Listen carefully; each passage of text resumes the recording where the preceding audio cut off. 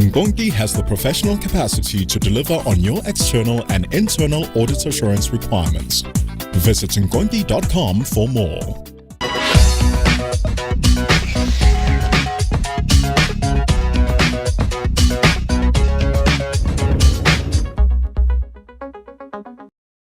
Welcome back. In the second half of the show, we're covering questions on governance and integrated reporting. I'm Leigh Robertson. With me are Mervyn and Sindi Zilwa. Okay, so in days gone by, the internal auditor of the company used to be regarded as a suspicious grey man sitting in a cupboard, but not anymore. He's now really important to the company. Why? It's extremely important. Usually the internal auditor was the person who failed his second year BCom, but you put them in the back room checking a batch of invoices. But today the internal auditors are highly skilled, professional. The IA, the Institute of Internal Auditors, has set very high standards. And I have described the internal auditor as the glue holding together this integrated assurance model. Gone from the cupboard to the glue. Yeah, but it does. Also, the internal audit plan today is based on a risk-based plan, which dovetails with the external auditor's risk-based plan. But what has happened around the world is the CAE, the head of internal audit, his or her team is better resourced than the external auditor. The external auditor, in the nature of things, is focused on the financial. The internal auditor on a daily basis is dealing with risks and controls involving strategy, sustainability issues, financial issues, functional issues, operational issues. So you talk to chairmen of audit committees around the world today, they say that the report from the CAE at the audit committee meeting is more informative, it helps them more than the report from the external auditor, which is focused on the financial, CAE being the corporate audit executive, the head of internal audit. And because, especially when they're going to have oversight over an integrated report, it's much more informative. So the corporate audit executive today plays a huge role. Secondly, in terms of the Companies Act, we as directors have to sign a statement in the annual report that the controls in the company are adequate and effective. Now, assuming Sindi and I are non-executive directors in a company with 40,000 employees and operating in 7 different countries, and we've got 4 board meetings a year as non-executive directors, and we sign the statement that controls are adequate and effective. Well, it's not possible. So what happens today is the chief audit executive does a written report which is filtered through the audit committee up to the board about the effectiveness and adequacy of controls. So the board can interrogate it and on an informed basis make that statement. So it's become a critical role. Yes, I think first of all I need to first defend why second year become dropouts. I would do that because the understanding then was that an internal audit is just to make sure that invoices are signed, you know, people are abiding by the policies and procedures and all that. But things have actually changed because now the assurance function that they can provide, it is so key and critical to the success of the company than it was before. And now even the institute would expect that they must actually be at a level where they can even attend the various excos of the companies and be able to understand without participating and voting.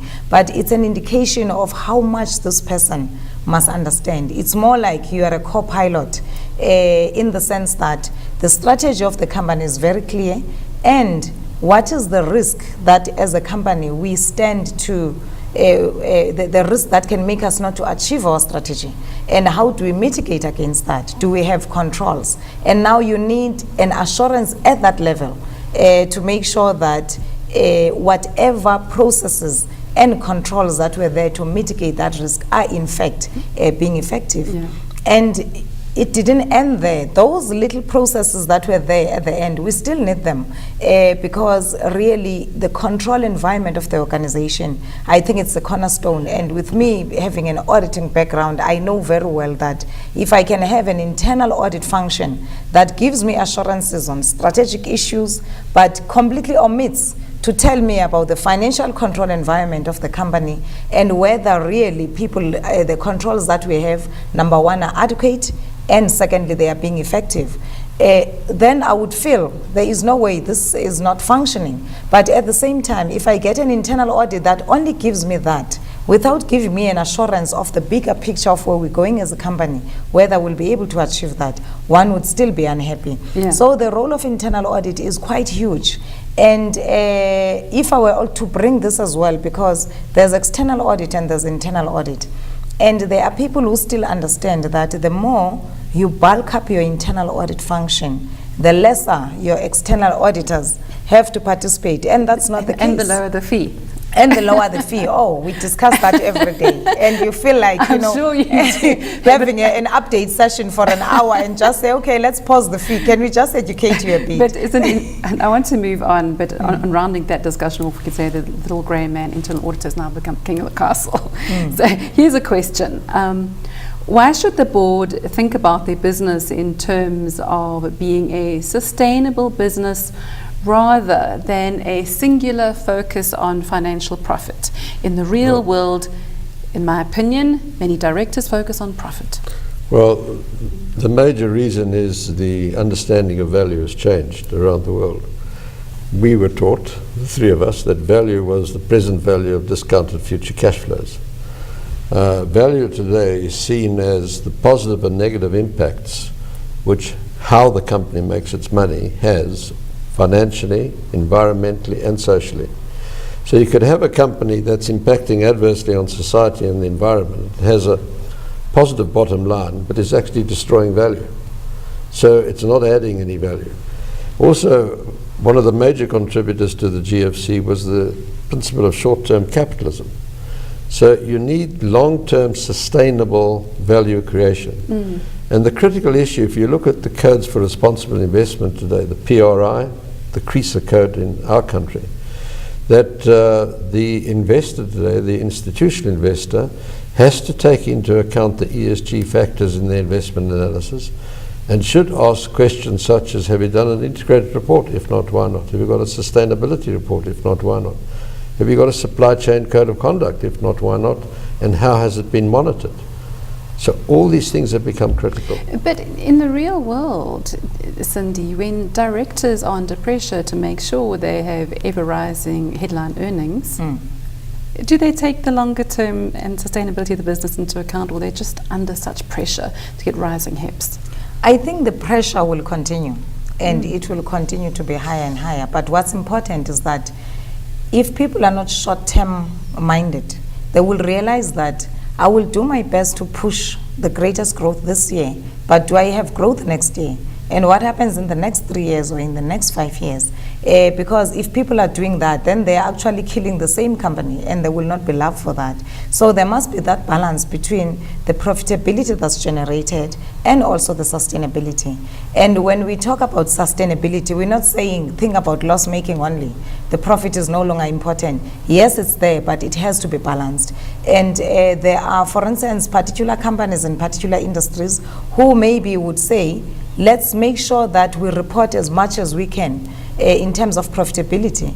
But with the way they are doing things, it's just that they are eroding the very base from which this company will survive, you know, in the longer term. And therefore, that is not correct. So we need to make sure that balance, and so every director, both NEDs, executive directors and management, the key of sustainability should be uppermost in their minds.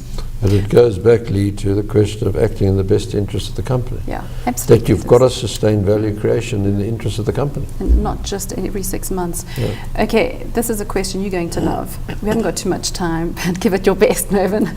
The tenets of good governance is that there should not be a split between authority and responsibility.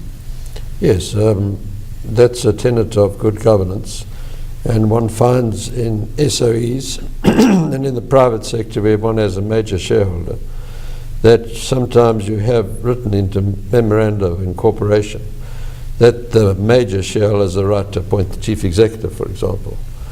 Now, from good governance point of view, the shareholders appoint the directors, hopefully with the correct skills. The directors among themselves appoint their leader, because the chairman is the leader of the board. The board then, after having a proposal of strategy from senior management, discusses it, agrees a strategy, and directs management to implement that strategy led by the chief executive. Now, if the board doesn't appoint that chief executive and the chief executive messes it up, the people who have liability and responsibility are the directors. So if you have a minister in a state-owned enterprise appointing the directors, the chairman and the chief executive, when something goes wrong, the minister doesn't get sued, the directors get sued. Yeah. And exactly the same in the private sector. So the principle is you don't split authority and responsibility. It's inequitable and it's not good governance. So you're saying that you shouldn't, but it happens. Exactly, and it's bad, it's poor governance. And unfortunately it's happening in a lot of our state-owned enterprises. And as taxpayers we should be concerned about Quick that. comment from you on that, Sindi. I think it should not be happening. I fully support Mervyn. It's really creating, when you have got the responsibility to execute and to execute well, you've got to have the authority to do that as well.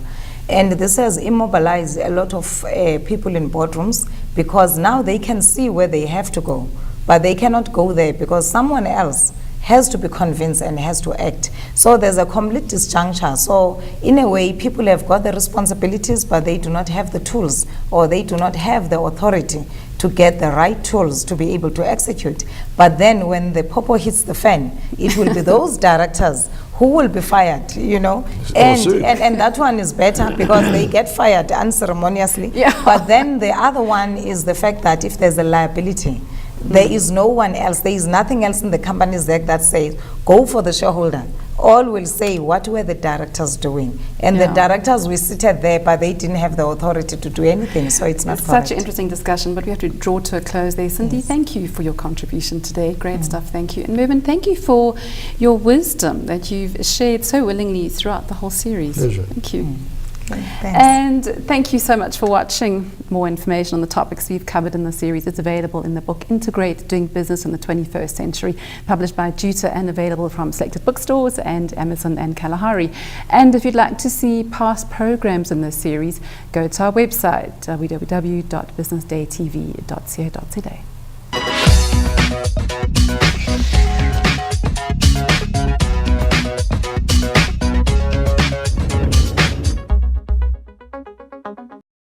Now is the time for change.